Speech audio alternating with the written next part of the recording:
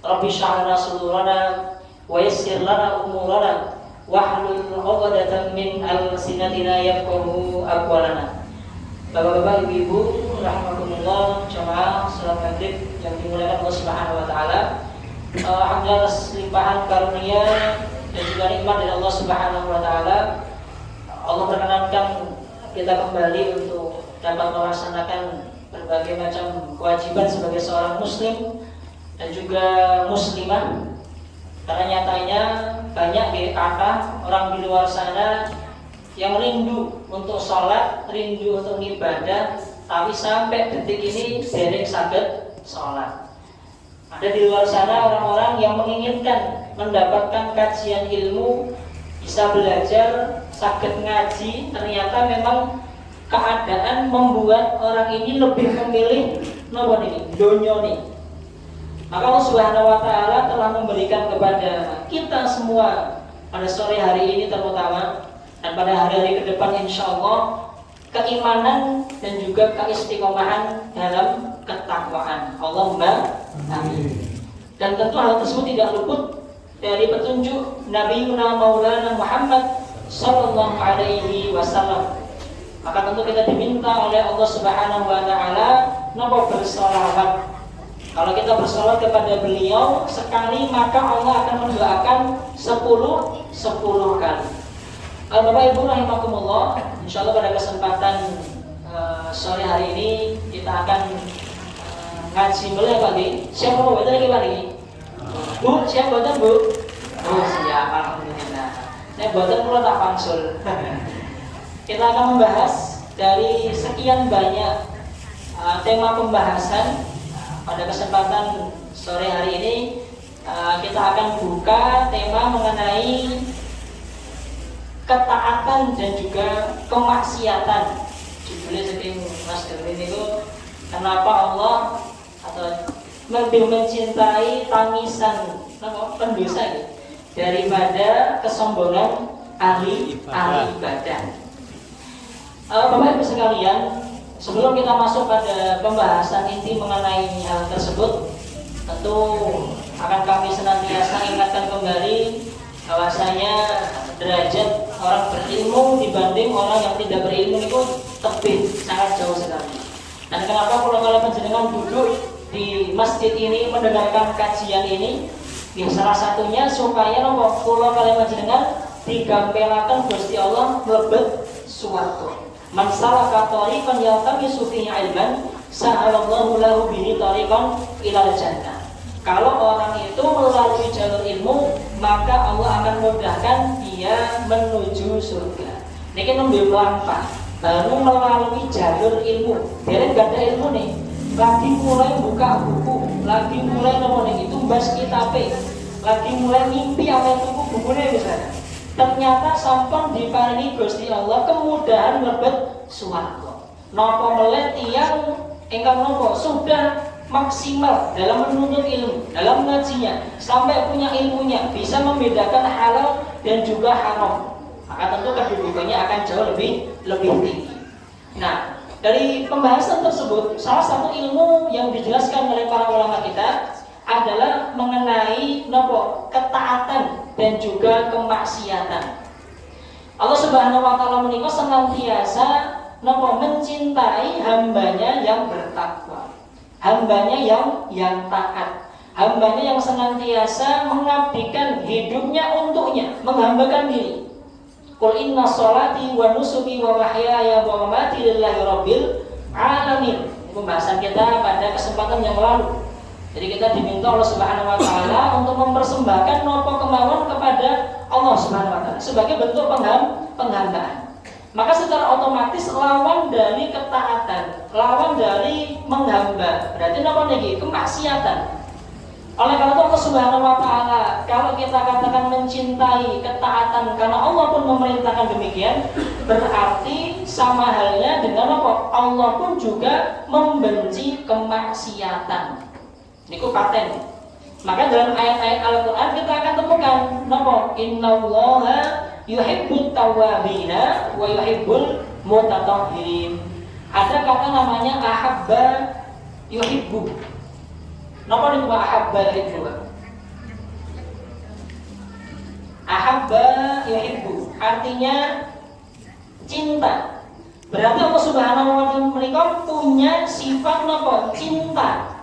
Nah, pertanyaannya cintanya Allah kepada siapa?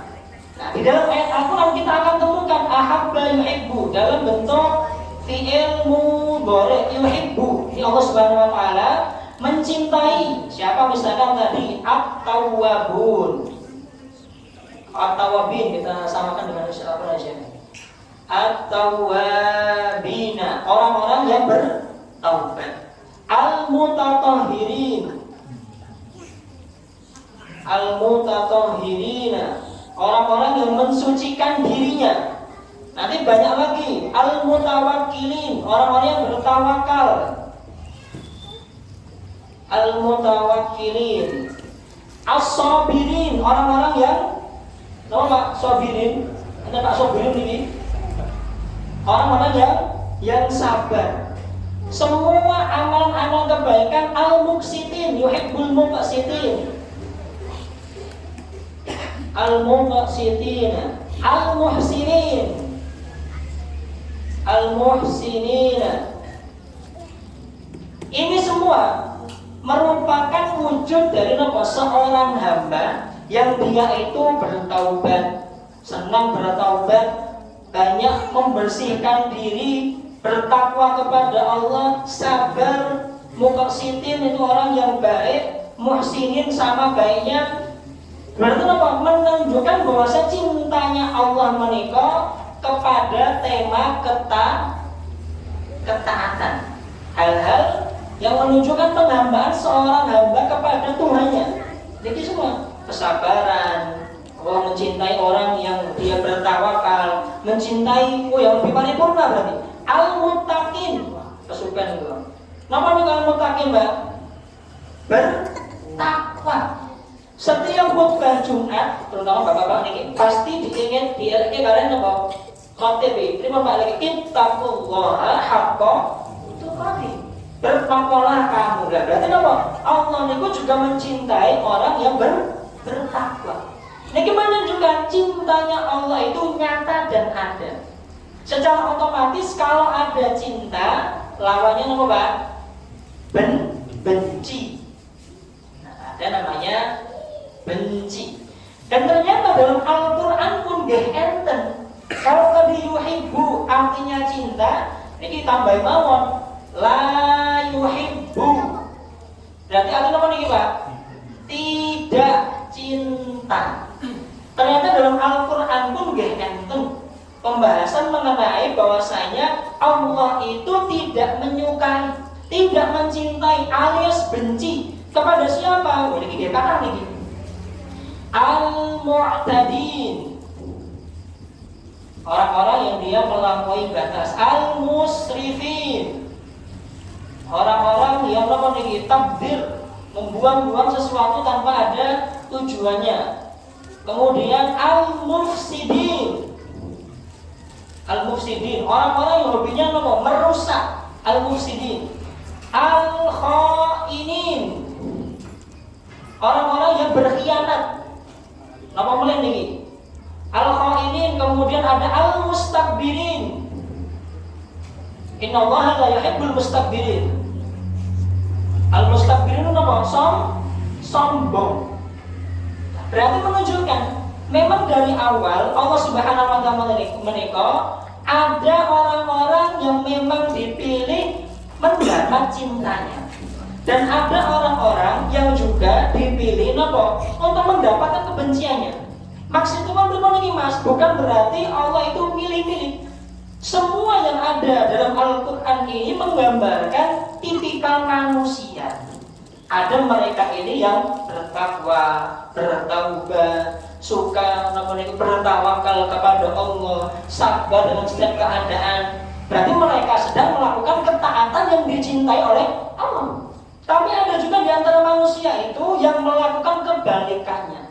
Sikap-sikap perbuatan yang dibenci atau tidak disukai oleh Allah Subhanahu wa taala, berkhianat. Itu betul Pak, dia berkhianat. Kata Ya lagi jane bolo, jane kanca kendel kan biyen ngene cek ngapusi. Nah, iku ngeten. Jarene napa tangga, jane keluarga napa mulai nek ngono apa kan? Kakak. Ada orang yang berkhianat, melampaui batas, orang yang merusak sekitarnya niku kakak enten. Tapi Allah Subhanahu wa Ta'ala sudah memberikan statement bahwasanya cintaku ini diberikan kepada orang-orang yang taat. Adapun orang-orang yang tidak taat, yang maksiat berarti bukan mendapatkan cinta. Dapatkan apa lagi, Pak? Kebencian dari Allah Subhanahu wa Ta'ala. Dan Allah pun juga memerintahkan kita semuanya niku untuk apa? Untuk melakukan kebenaran dan kebaikan yang disebutkan di sini. Allah Subhanahu wa Ta'ala berfirman dalam surat Al-Hujurat. Setelah ayat ya ayyuhalladzina amanu idza ja'akum fasiqun binaba'in, di bawahnya itu ayat 7 nomor 8, 7 kan di sini. Ayat 7 Allah mengatakan wa'lamu anna fikum rasulullah. Ketahuilah di antara diri kamu sekalian ada namanya Rasulullah. Lau yuti'ukum fi katsirin minal amr. Kalau misalkan kamu Rasulullah mengikuti orang-orang di sekitar kamu, la'anitum, kamu akan kesulitan. Nah, ini ayatnya. Napa selanjutnya? Walakinnallaha, tapi Allah Subhanahu wa Ta'ala habbaba ilaikum, membuat kamu cinta. Habbaba ilaikumul iman, keimanan. Wa zayyana fi qulubikum. Kemudian keimanan ini dijadikan hiasan dalam hati kalian. Tandanya Allah Subhanahu wa Ta'ala meminta kita semuanya untuk mencintai apa, Pak? Keimanan. Dan orang yang mencintai keimanan, maka akan dimasukkan keimanan tersebut ke dalam hatinya, fi qulubikum. Nah, lanjutannya, kalau ini cintanya, kemudian Allah Subhanahu wa Ta'ala apa? Karaha ilaikum, bencilah kamu sekalian. Apa yang dibenci? Pertama, al-kufra, kekufuran. Yang pertama ada kekufuran. Kemudian yang kedua, al-fusuqa, kefasikan. Kemudian al-isyan, kemaksiatan. Ulaika humur rasyidun. Dari ayat ini kita bisa mengambil kesimpulan ternyata Allah memang mencintai hal-hal yang berbau ketaatan. Di sisi lain Allah juga membenci perkara-perkara yang tidak Allah ridhoi, dan Allah pun memerintahkan manusia untuk mencintai tema-tema ketaatan dan membenci tema-tema keburukan. Jadi dari asalnya menikah Allah sudah bikin settingan. Kalau Allah itu meridhoi ketaatan dan tidak meridhoi kemaksiatan. Allah itu mencintai ketaatan dan membenci kemaksiatan. Itu dari awal sudah seperti itu. Maka turunannya pun ketika Allah mengirimkan utusan, walaqad ba'atsna fi kulli ummatin rasulan an ya'budullaha wajtanibut taghut. Pasti setiap generasi Allah akan kirim nabi dan rasul. Nah, kalau kula panjenengan ini nabi sinten, Pak? Nabi Muhammad. Berarti Nabi Muhammad SAW menikah membawa petunjuk sekian sinten? Petunjuk Allah Subhanahu wa Ta'ala, atau kita namakan dengan apa, Pak? Wahyu. Ini sanes pakai wahyu ini. Pembawa wahyu dari Allah Subhanahu wa Ta'ala yang isinya berkaitan mengenai apa? Kecintaan kita mengenai keimanan, ketakwaan dan teman-temannya, dan kita harus membenci, tidak meridhoi napa kekufuran, kefasikan dan juga kemaksiatan. Maka dikatakan dalam firman-Nya surat Al-Mu'minun, surat Al-Mu'minun ayat 71. Walawit tada, kalau misalkan walawit tada al-haqqu ahwa'ahum, kalau kebenaran itu mengikuti hawa nafsu, kebenaran mengikuti hawa nafsu kalian, lafasadatis samawati wal ardu. Jadi kalau misalkan bukan melalui wahyu yang berupa cinta ketaatan dan benci kekufuran, tapi yang diambil ada hawa nafsu setiap manusia, kata Allah apa? Lafasadat. Fasad dan itu apa? Mufsidin itu balik. Mufsidin. mufsidin. Apa mufsidin itu Pak? Rusak. Maka akan hancur dunia dan juga langit, as-samawat, langit plus dunia plus isinya. Jadi kalau misalkan orang itu bukan mengikuti kebenaran, tapi mengikuti apa lagi? Hawa nafsunya, la fasadatis samawati wal ardu wa man fihin. Maka akan hancur semua langit, dunia beserta isinya. Bal adainahum. Tapi kami telah mendatangkan kepada mereka zikr, peringatan. Tapi kembali lagi, karena orang-orang ini adalah yang sudah masuk ke dalam ranah hawa nafsu, dikendalikan oleh hawa nafsu, fahum an dzikrihim mu'ridun. Mereka menolak, tidak mau menerima petunjuk saking Nabi Muhammad sallallahu alaihi wasallam. Maka sejatinya Bapak Ibu sekalian, judulnya pengajian kita atau tema kita pada kesempatan sore hari sudah selesai sebenarnya. Allah niku meridhoi ketaatan dan Allah tidak meridhoi kemaksiatan. Itulah mengapa Allah lebih menyukai tangisan seorang pendosa yang dia bertobat kepada Allah dibanding dengan ahli ibadah yang sombong. Berarti ini perbandingannya bukan apple to apple. Karena yang satu niku ketaatan, tobat nggih. Wis maksiat akeh nangis-nangis tobat. Nah sing sijine sombong, takabur, niki kan maksiat. Nah kalau kita sandingkan antara kebaikan, ketaatan, lalu dengan kemaksiatan, pinten-pinten sing dipilih Gusti Allah sing pundi, Mbak? Sing pundi, Mbak? Setunggal apa kali? Ya sudah jelas. Berarti ada kerancuan dari temanya nih. Karena memang Allah Subhanahu wa Ta'ala pasti mencintai ketaatan. Meskipun itu berasal bahkan dari orang yang telah melakukan dosa, lalu dia bertobat kepada Allah Subhanahu wa Ta'ala. Lalu kenapa dia membenci, Allah membenci orang yang ahli ibadah? Bukan masalah ahli ibadahnya, masalahnya dia dalam keadaan sombong. Maka seharusnya komparasinya adalah pendosa yang bertaubat, pendosa yang tidak bertaubat. Itu komparasinya. Atau kebalikannya, ahli ibadah yang dia tawadu dengan ahli ibadah yang sombong. Ini baru ada pembahasan lanjutannya. Tapi kalau pembahasannya hanya sebatas kenapa Allah itu lebih mencintai tangisan orang yang pendosa dibanding ahli ibadah yang sombong, yo jelas. Yang pertama niku ketaatan, yang kedua apa Pak? Kemaksiatan. Sampun kelas niki bahasane. Pun nggih katanya bilang sudah selesai niki. Sudah selesai pembahasannya. Kenapa ya? Karena Allah mencintai ketaatan dan tidak meridhoi kemaksiatan. Buku judul apa nih Mas Tayyib? Hadis Nabi sallallahu alaihi wasallam yang diriwayatkan oleh sahabat mulia Abu Sa'id Al-Khudri. Abu Sa'id Al-Khudri.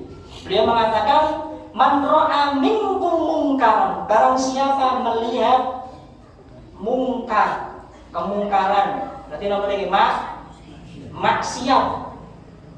Kalau misalkan ada orang yang melihat kemaksiatan, kemungkaran, falyughayyirhu biyadihi. Hendaklah dia melawan dengan tangannya, alias dengan aksi. Fa in lam yastati, kalau tidak bisa, fa bilisanihi, dengan lisannya, dengan ucapan. Fa in lam yastati, fa biqalbihi. Napa niku Pak? Hati. Jadi napa niki di batin tok. Wa dzalika huwa aqaful iman. Kenapa Allah tidak meridhai kemaksiatan? Karena lihatlah perkataan Nabi Muhammad selaku yang membawa wahyu saking Gusti Allah. Beliau mengatakan, kalau kamu melihat ada kemaksiatan, kemungkaran, maka segera hapuskan kemaksiatan itu dengan tangan, dengan aksi, dengan perbuatan. Nek ora iso beraksi, yo minimal dengan ucapanmu. Sampaikan itu keburukan, sampaikan itu kemaksiatan dengan ucapan. Misalkan nggak bisa juga dengan lisan, dibatin dalam hati, mengingkari bahwasanya perbuatan ini merupakan kemaksiatan dan tidak boleh dilakukan. Itu di dalam hati. Mas, nek aku biasa wae, kalau maksiat dia ini yang berbahaya. Ketika ada orang melihat kemaksiatan kok malah biasa wae, nah ini masuk kepada hadis berikutnya yang diriwayatkan oleh Imam Muslim juga. Kalau biasa dari Abdullah bin Mas'ud, beliau mengatakan wa min wara'a dzalika, di bawah iman, ketika dia tidak bisa mengingkari dalam hatinya. Jadi akan ada orang levelnya yang dia lihat maksiat langsung, dia bergerak. Ayo kita ini ada yang minum khamr, langsung berjalan. Gimana ceritanya, caranya orang ini membereskan kemaksiatan ini? Ramai enak maksiat di kampung ini, gimana seperti itu? Atau dengan perkataan, kopi dan sebagainya supaya pindah pergi dari tempat ini dan seterusnya. Atau sudah tidak bisa karena jumlah didominasi oleh yang buruk-buruk, maka dia mengingkari dalam hati. Nah, ketika ada orang yang biasa saja dengan kemaksiatan, maka disampaikan dalam hadis lainnya, riwayat Muslim mengatakan bahwasanya walaisa min wara'i dzalika minal iman. Orang yang biasa saja ketika mendapati kemaksiatan di sekitarnya, bahkan hatinya pun tidak memungkirinya, maka ketika itu imannya adalah lebih kecil daripada habbah khardal, biji sawi. Itu menunjukkan bahwa level paling rendah itu mengingkari dalam hati. Kalau hatinya tidak mengingkari, berarti tidak punya keimanan sama sekali. Bahkan sekecil biji sawi tidak ada. Ternyata tidak. Maka tandanya kita ini sebagai seorang yang beriman harus membenci kemaksiatan. Sebagaimana Allah Subhanahu wa Ta'ala memerintahkan kita semua untuk membenci kemaksiatan. Tidak boleh. Tidak boleh kita kemudian biasa saja. Nah, kalau tadi disebutkan dengan judul tangisan pendosa, lalu kemudian disandingkan dengan ahli ibadah yang sombong, nanti akan muncul stigma baru yang agak jauh. Oh, berarti aku dosa apa-apa, berbuat dosa ora masalah. Sing penting aku kok nangis taubat. Kae sing salate maksiat, sing salat segape ora mesti mlebu. Ini bahaya ini. Akan diblinter-blinter seperti ini.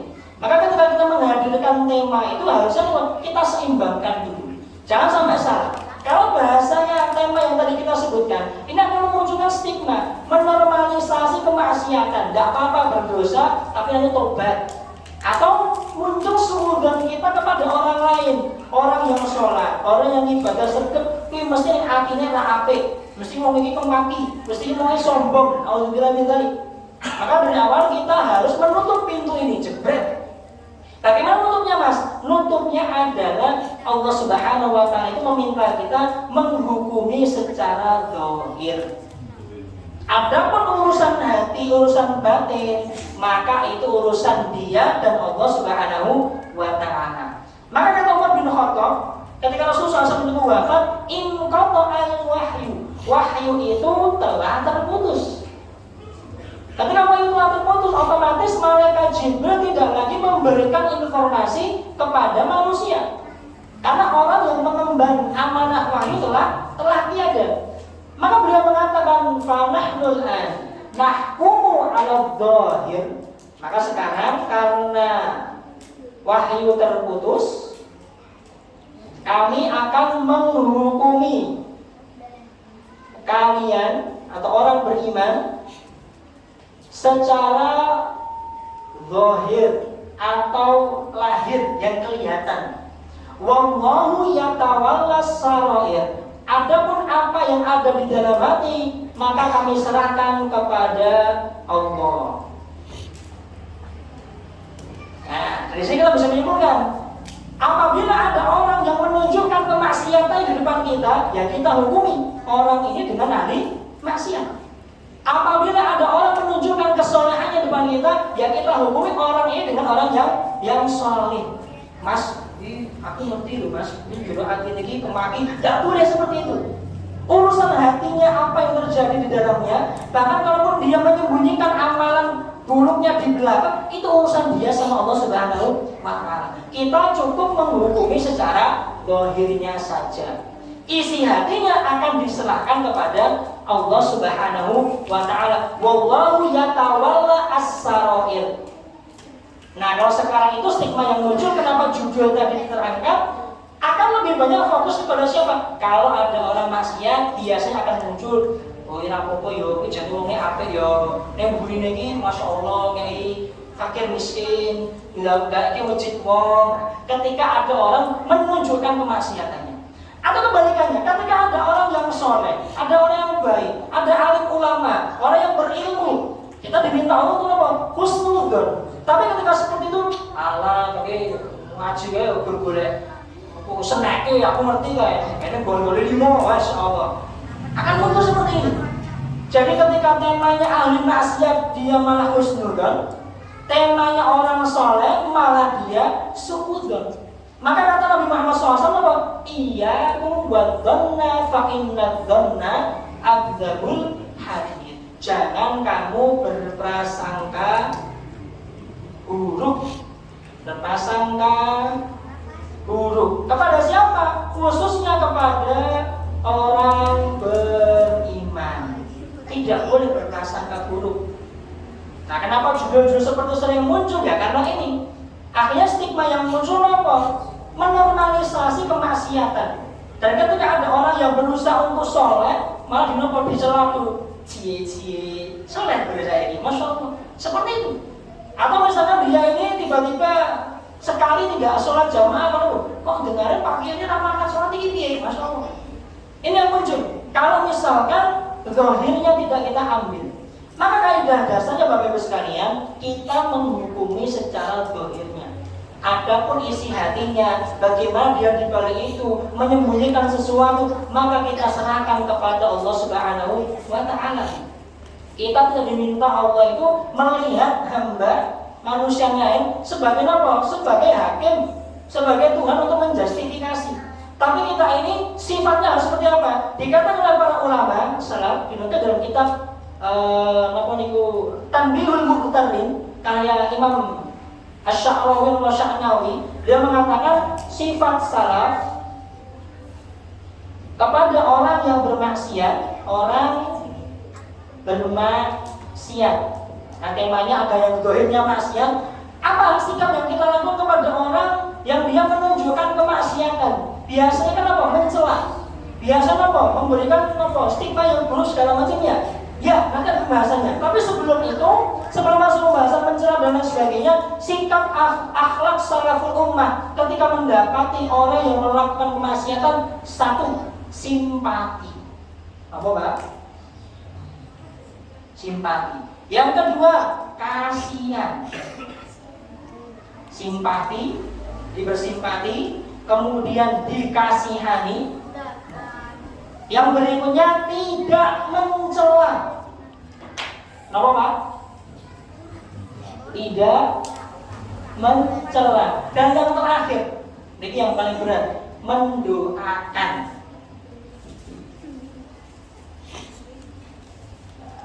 Jadi kita akan mendapati orang yang bermaksiat, maka sikap kita yang diajarkan seharusnya oleh para salaful ummah adalah dengan bersifat apa? Simpati. Kita bersimpati kepada orang ini, mesake, kasihan. Kita seharusnya bisa mengajak dia untuk bareng-bareng di masjid, malah menggening pojokan kono kae. Na'udzubillah min simpati, kasihan. Kemudian apa? Jangan mencela. Jangan menghardik. Boleh jadi, nanti kita akan bahas, ternyata orang yang bermaksiat menikah terbagi menjadi dua. Nah, ini pembahasan inti kita pada malam hari ini. Ada orang maksiat yang kemudian bertaubat, maka menjadi ahli taat. Ada orang maksiat lanjut kemaksiatan ngantek mati. Nah, ini beda nih. Jadi ada dua orang nih.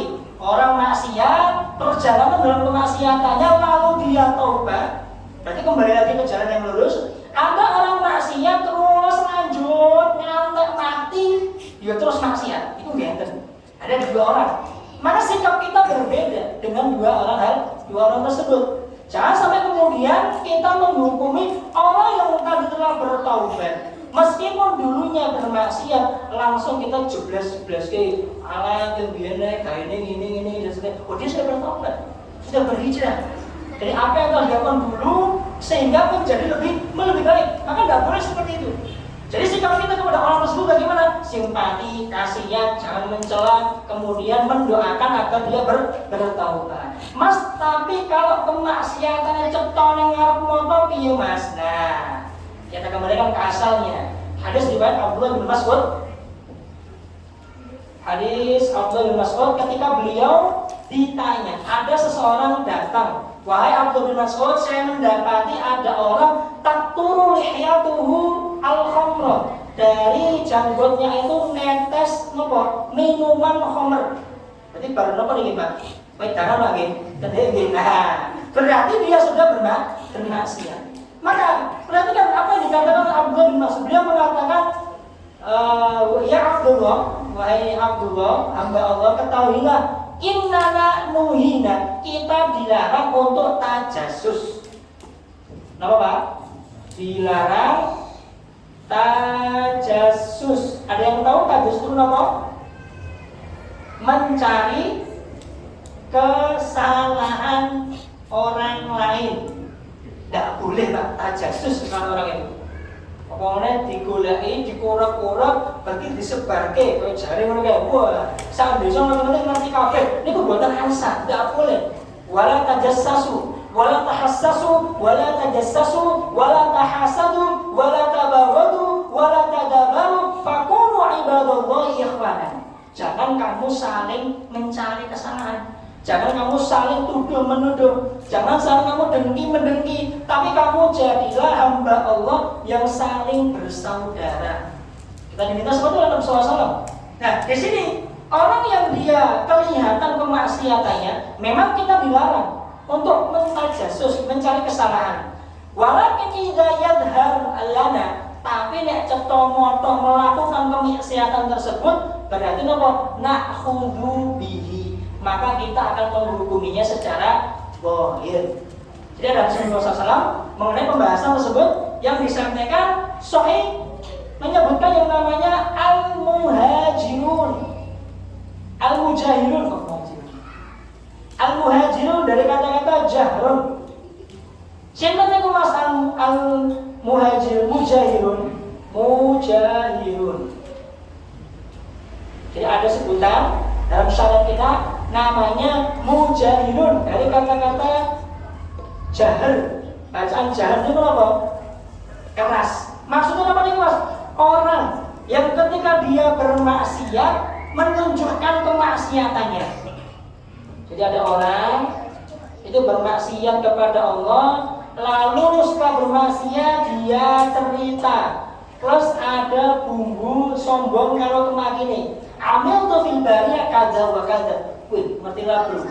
Mau demi aku baru mantep tenang pokoknya. Sering terjadi.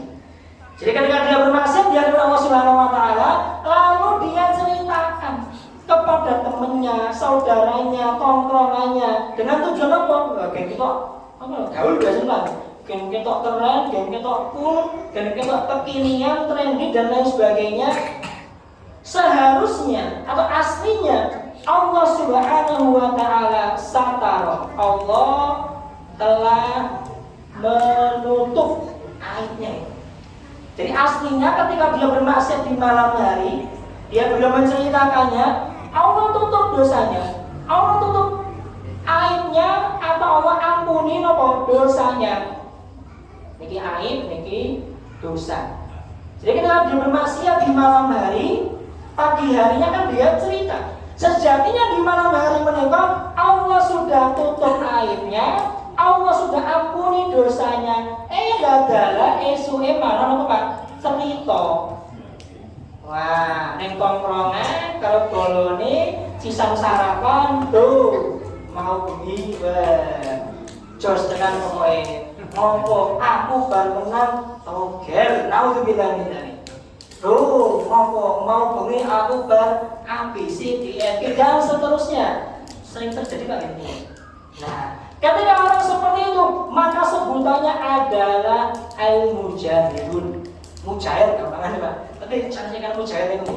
Mujahir. Kenapa? Dia menunjukkan dosanya. Dia menceritakan dosanya. Padahal Allah sudah tutup, Allah sudah ampuni. Maka ketika dia membuka cerita mengenai apa yang dia lakukan dari kemaksiatan, maka dosanya dikembalikan.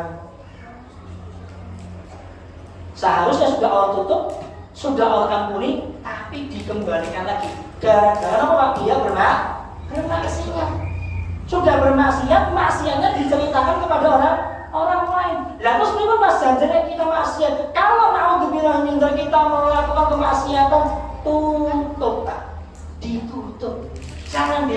diceritakan, jangan disampaikan kepada orang, direnungkan sendiri, mohon ampun kepada Allah Subhanahu wa taala. Jadi ketika kita khilaf melakukan sesuatu kemaksiatan waliyadzubillah, maka ditutup, jangan diceritakan, jangan disebarkan, apalagi dibeban guyonan. Ampun. Sejatinya Allah sudah tutup aib itu, sudah diampuni, tapi gara-gara orang yang membuka aibnya sendiri, ya sudah, Allah kembalikan dosa-dosanya. Maka untuk orang-orang yang bermaksiat seperti ini, tidak ada jalan lain kecuali apa? Taubat. Surat At-Tahrim ayat 8. Ya ayyuhalladzina amanu tubu ilallahi taubatan nasuha. Asa rabbukum ayyukaffira ankum sayyi'atikum, sampai akhir ayat. Hendaknya kamu orang beriman taubat apa? Taubatan nasuha, dengan sebenar-benarnya taubat. Dikatakan oleh Ibnu Katsir, ternyata taubat itu tidak sembarangan, Pak. Tapi bagaimana? Ada syaratnya. Syarat apa, Mas? Yang pertama, syarat disebutkan oleh Imam Ibnu Katsir dalam tafsir beliau, orang yang taubat itu pertama harus ikhlas lillah. Niatnya dia bertobat karena Allah. Bukan gara-gara calon mantu nih misalnya. Bukan gara-gara tobat nih, aku tak kayak biasa ngelihat dunia. Tobat tak kayak omah dan segala macam. Itu tidak bisa. Tidak diterima. Maka murni niatnya karena kesadaran diri mengharapkan ridha Allah Subhanahu wa taala. Yang pertama. Yang kedua, penyesalan. Apa, Pak? Penyesalan atas dosa yang dilakukan. Jadi syarat yang kedua ketika orang bertobat itu apa? Dia harus menyesal. Maka dinukil dari riwayat Umar bin Khattab, kemudian Abdullah bin Abbas dan Abdullah bin Mas'ud kalau tidak salah, dan Ali bin Abi Thalib, arti dari taubat itu apa? Penyesalan. Mas, apa sih disesali, Mas? Dosa nih. Ya Allah, aku sudah berbuat A, B, C. Alhamdulillah ya Allah. Dia menyesal dengan apa yang dia perbuat ketika dalam keadaan khilafnya yang dulu. Yang ketiga, dia harus apa? Berhenti berbuat dosa atau maksiat sekarang juga. Jadi ketika dia mau bertobat, maka syaratnya adalah dia harus berhenti maksiat. Otomatis kalau dia berhenti maksiat apa? Menunaikan kewajiban, sembari menunaikan kewajibannya, sholat, ibadah yang lain, taat kepada orang tua, berbakti. Jadi ketika dia minta taubat kepada Allah, taubat yang sesungguhnya taubat, maka dia harus apa? Yakin dalam dirinya untuk meninggalkan kemaksiatan nopo kemauan. Kemudian dia juga melazimi dirinya untuk apa? Untuk ibadah. Mungkin sebelumnya orang tahu sholat, maka dia mulai wudu kemudian sholat. Atau sebelumnya nopo niku melune nek Ramadan berbakdone to atau puasa ngutang niki Pak dia ngikuti napa niku mengganti puasa Ramadannya yang dulu dan lain sebagainya. Alhamdulillah dia ini berhenti dari kemaksiatan, berbuat dosa dan sudah apa? Memulai menunaikan kewajiban. Yang keempat, selain menyesali, dia bertekad untuk tidak mengulangi. Apa Pak? Berjanji, bertekad tidak mengulangi dosa yang dulu. Mas dan Mbak ini dia, berarti bukan taubat yang sesungguhnya. Nah ada teman, kalau misalkan tema taubat ini berkaitan dengan hak orang lain, hakul adami, misalkan apa maksiatnya gaene nyolong sendal di masjid misalkan, sendal sopo wae tak gondoli Mas. Maka untuk taubatnya dia harus mengembalikan sendal-sendal yang sudah dia. Dia misalkan mencuri uang orang lain atau mengambil hak milik orang lain, membobol rumah ini atau dan lain sebagainya. Intinya berkaitan dengan hak manusia.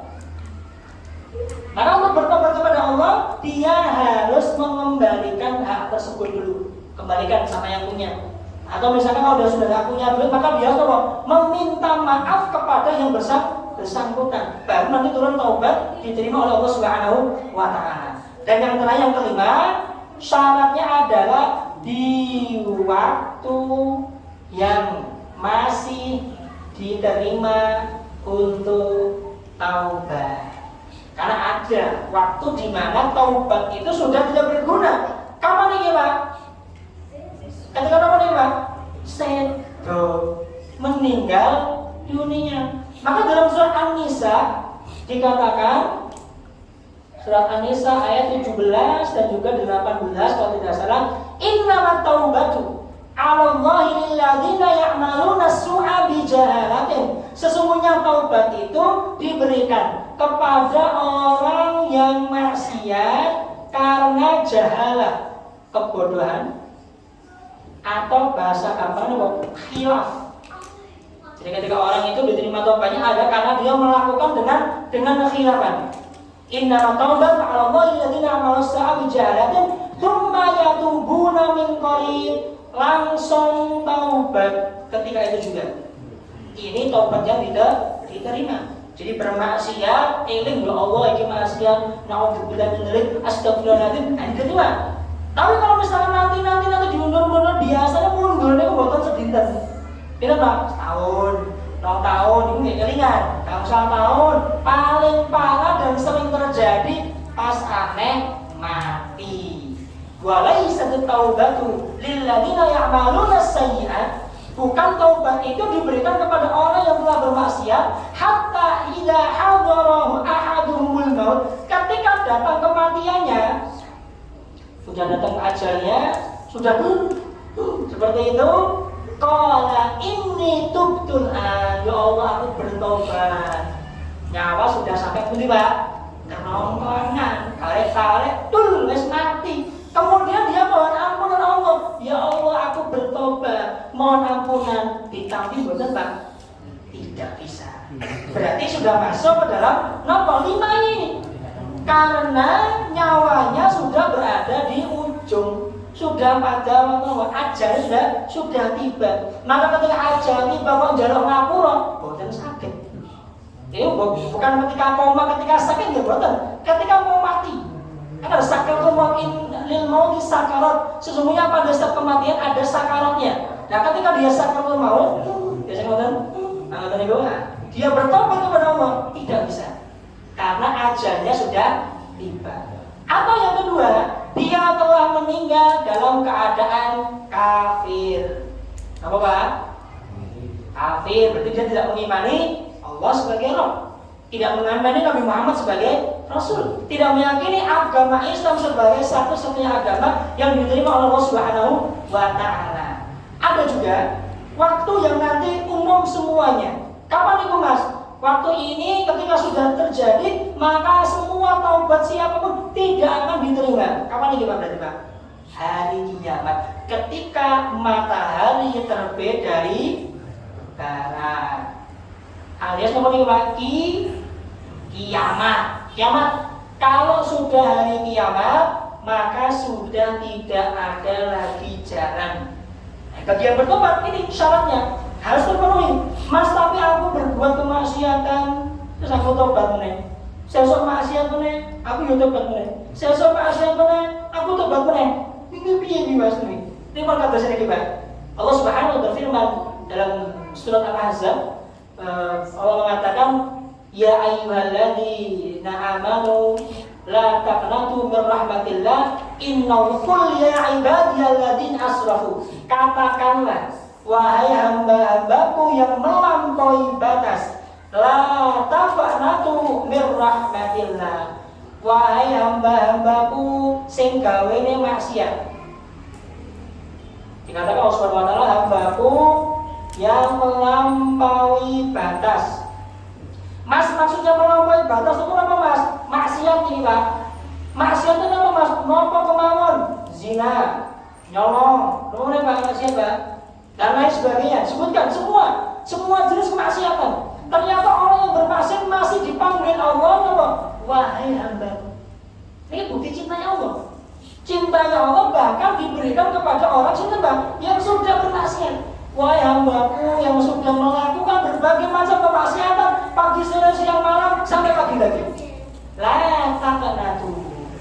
Jangan putus asa. La taqnatu. Dari mana Mas? min rahmatillah. Apa nih Pak? Dari rahmat Allah Subhanahu wa ta'ala. Innallaha yaghfiru dzunuba jami'a. Allah itu mengampuni apa? Jami'a, semua dosa. Masya Allah, indah sekali ayat ini. Diberikan kepada orang-orang yang merasa hobinya maksiat saka awan nganti awan, sekian enjing ngantos enjing, malam ke malam lagi, seminggu, 2 minggu, 3 minggu, berbulan-bulan, bahkan bertahun-tahun, bahkan seumur hidupnya. Perhatikan perkataan Allah Subhanahu wa ta'ala, wahai hambaku yang telah melampaui batas, yang bermaksiat tiada non-stop, yang senantiasa berbuat A, B, C, D, E, F, G sampai Z, mbok baleni meneh, A, B, C nganti Z, mbok baleni meneh. La taqnatu, kamu jangan putus asa terhadap rahmatku. Sesungguhnya aku ini mengampuni semua dosa kalau kamu namanya bertaubat. Berarti pintu taubat saking Allah Subhanahu wa taala masih terbuka lebar, luas sekali. Bagi siapa saja yang mau kembali ke jalan yang lurus. Syaratnya ini, dia harus menerapkan syarat tentang taubatan nasuha yang tadi kita sebutkan. Siapapun orangnya, nopo kemauan maksiatnya, jangan pernah berputus asa kepada rahmat Allah Subhanahu wa ta'ala. Mas, biasanya orangnya nangis teman itu punya dosa banyak, biasanya itu nangis. Niku pripun, Pak? Mas kan boleh nopo mboten atau harus nangis dulu baru dosanya diampuni atau bagaimana? Tangisan itu Bapak Ibu sekalian merupakan apa? Bentuk kasih sayang Allah kepada kita manusia. Bahkan Nabi Muhammad SAW ataupun para sahabat pun kita digambarkan Allah Subhanahu wa ta'ala dalam keadaan apa? Nangis juga. Dalam apa niku super dulu ayat itu seperti.